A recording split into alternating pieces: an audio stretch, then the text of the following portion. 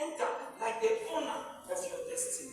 Number one, remember when I was talking, I said I'm not talking religion, I'm talking spirituality. You must have a source, because a source will give you principles, and principles will give you a value system, and value system will determine your actions, and your actions will determine the direction, and your direction will determine your destination. So have a source, number one. Number two, I request for you, you might want to write it, if you like. I request that you do extreme personal development. That's to say, in 2021, I read 101 books in 1 year. And number 101 is or was the Bible, because that's where my strength comes from, though I read many other things beyond the Bible. I read 101 because I said I was going to become the best at what I do.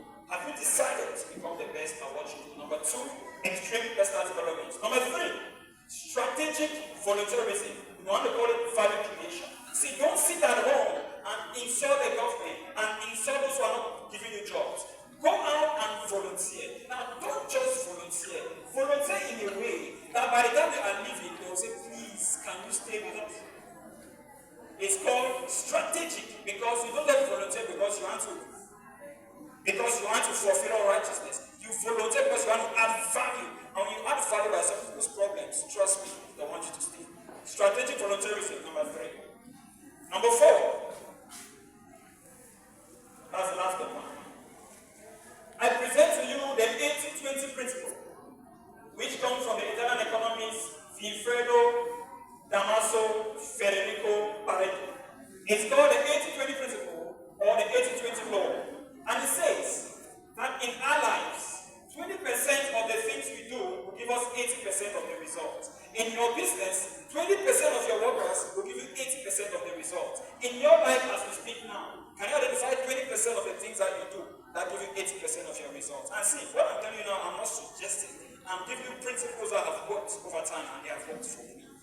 And do you know why I speak about the 80-20 principle? I go now to my last point. And this is, if you're not listening, listen to this now, because it's something you can do. That you can take action. My last point, become an expert. So I am blessed with a gift of fluency, but it doesn't make me a public speaker. So you can be friends, but it doesn't make you a public speaker. A public speaker means I've taken years to work on my gift to make it such a good skill that everywhere I go, when I talk, people listen. And I tell people, I don't need any title. I don't need any, when I talk, people listen. Become an expert, and this is a model from an expert Canadian journalist called Malcolm Gladwell. I'm going to give you figures, which you can put into practice.